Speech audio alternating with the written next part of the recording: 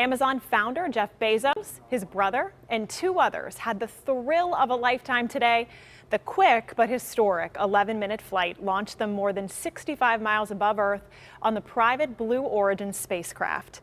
The out-of-this-world adventure now fueling space tourism and exploration. And joining me now live over Zoom is John Thornton, the CEO of Pittsburgh's aerospace company Astrobotic Technology. John, thank you for joining me tonight.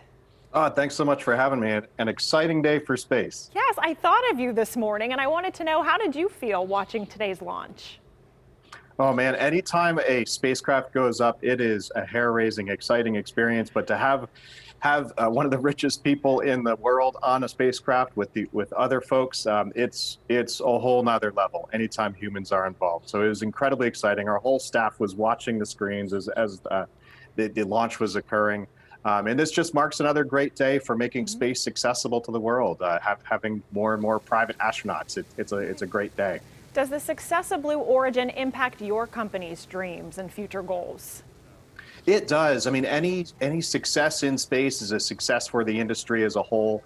It marks, it shows that humans can accomplish great things and advance our species, and we can do bigger and bigger things in space. And in particular, they are actually building one of the engines for one of our first launches that's going to fly next year.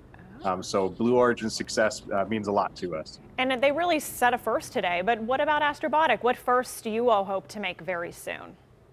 That's right. This is a big first step for commercial flights for humans to the edge of space, but we're taking the next step and we're going to go all the way out to the moon with robots.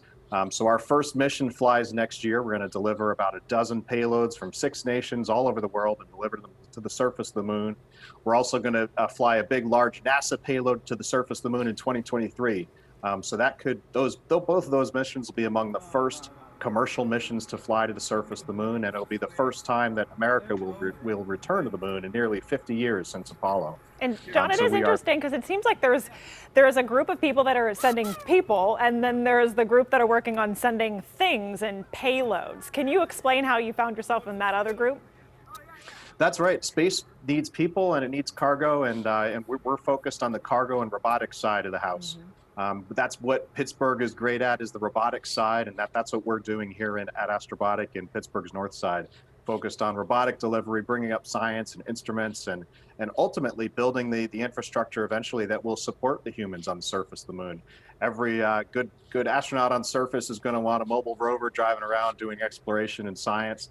We're going to need robots to extract water fuel from the poles of the moon. We're going to need robots to set up the infrastructure that humans can live in. So it's a hand-in-hand relationship between human exploration and robotics. And how do you feel knowing, as a guy from Carnegie Mellon, that you're going to be responsible for getting this cargo to the moon and really playing a role in all of this?